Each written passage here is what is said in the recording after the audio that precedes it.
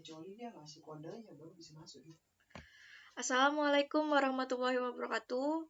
Perkenalkan, nama saya Tia Febrianti, NPM 18630668. Di video kali ini saya akan mempresentasikan tugas dari Interman, yaitu interaksi komputer dan manusia. Langsung saja kita ke pembelajarannya. Yang pertama yaitu teknik evaluasi. Evaluasi digunakan untuk melihat apakah hasil rancangan dengan proses uji coba sistem yang telah dibuat sesuai dengan permintaan pengguna atau user. Proses ini tidak dikerjakan dalam satu fase, proses yang perancangan tetapi melalui perancangan dengan prinsip life cycle. Dengan hasil dari evaluasi dikembalikan untuk memodifikasi perancangan. Selanjutnya, tujuan dari evaluasi. Ada 3 tujuan utama dari evaluasi. Yang pertama, melihat seberapa jauh sistem berfungsi. Desain sistem memungkinkan user melakukan tugas yang dibutuhkan dengan lebih mudah. Yang kedua, melihat efek interface bagi pengguna.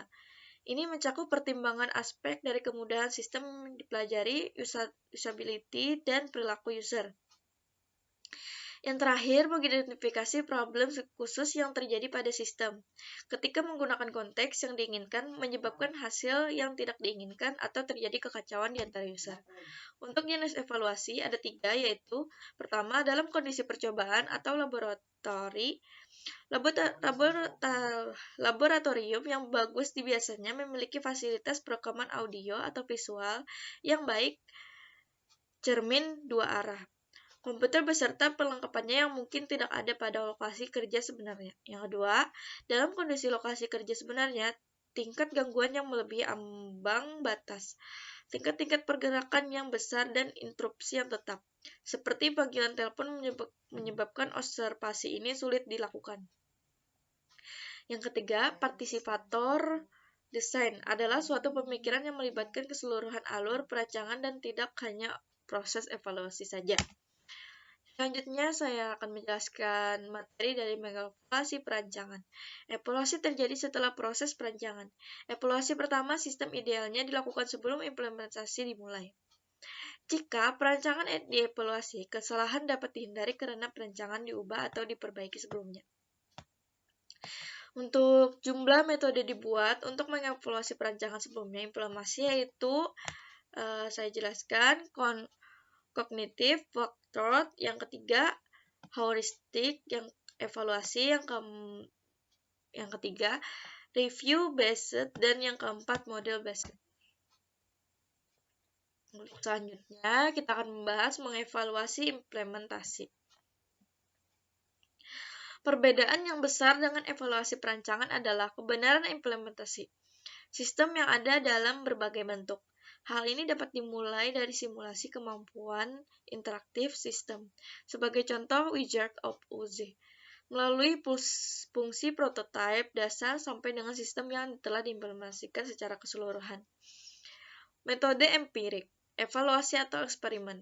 Satu metode yang sangat kuat dalam mengevaluasi perancangan atau aspek dari perancangan adalah menggunakan eksperimen yang terkontrol. Ini menyediakan kenyataan empiris untuk mendukung klaim umum atau hipotesis. Adapun faktor-faktor tersebut adalah seperti subjek, variabel, dan hipotesis. Untuk materi selanjutnya yaitu perancangan eksperimen. Pemilihan metode eksperimen bergantung dari sumber yang tersedia. Bagaimana transfer pembelajaran terjadi atau dapat dikontrol. Dan perwakilan yang bagaimana dari kelompok user dipertimbangkan. Sekali kita menentukan hipotesa yang akan diuji, variabel yang akan dipelajari, subjek yang ada, dan perancangan yang sesuai. Kita harus menentukan hasil analisis yang bagaimana yang akan kita ambil atau disimpan. Selanjutnya, pengukuran statistik. Jika variabel dependen diukur dan subjeknya variasi dari eksperimen yang diacak, bila variabel kontinu, maka variasi acak menjadi khusus. Jika bentuk data mengikuti distribusi yang dikenal, maka uji statistik khusus yang lebih kuat digunakan. Untuk tabel tersendiri, di sini sudah saya masukkan, dan ini adalah tabel-tabel dari pengukuran statistiknya. Kalian bisa lihat, untuk parametriknya ada to evaluate, discrete, dan continuous. Dan untuk penjelasannya juga di sini. Untuk selanjutnya non-parametric dan kontingensi juga sama, ada penjelasannya juga di sini. Kalian bisa lihat. Dan untuk contoh parametric test, ini adalah grafiknya. Nah, di sini jadi contoh dari parametric test. Dan untuk contoh non-parametric statistik, untuk statistiknya itu kondisi A, kondisi B ada 33, 42, dan seterusnya. Untuk kondisi B 87, 65, dan seterusnya. Nah, untuk penjelasannya setelah diurut mulai 25, 32, dan 42, kemudian setelah di ranking maka 25 jadi 1 dan 33 menjadi 2 dan seterusnya. Untuk seterusnya juga akan seperti itu. Kalian bisa lihat di sini ada pertambahannya. Untuk kondisi A itu untuk dijadikan tambah, dan kondisi P juga untuk yang Wilcoxon test. Nah, untuk kesimpulannya ternyata jumlah dari kedua statistik U tersebut 2 ditambah 28 sama dengan 30 merupakan perkalian dari jumlah nilai data dari masing-masing kondisi tersebut 5 dan 6. Untuk garis 5 dan 6. Selanjutnya, materi selanjutnya yaitu memilih metode evaluasi. Yang terakhir ini faktor yang membedakan teknik evaluasi. Ada 8 faktor yang membedakan teknik evaluasi yang berbeda yang membantu kita dalam memilih teknik yang sesuai, yaitu yang pertama tingkat siklus, jenis evaluasi, tingkat objektivitas dan subjektivitas, jenis ukuran yang tersedia, informasi yang tersedia, kesiapan dan suatu respon, tingkat gangguan yang tidak secara langsung, sumber yang tersedia.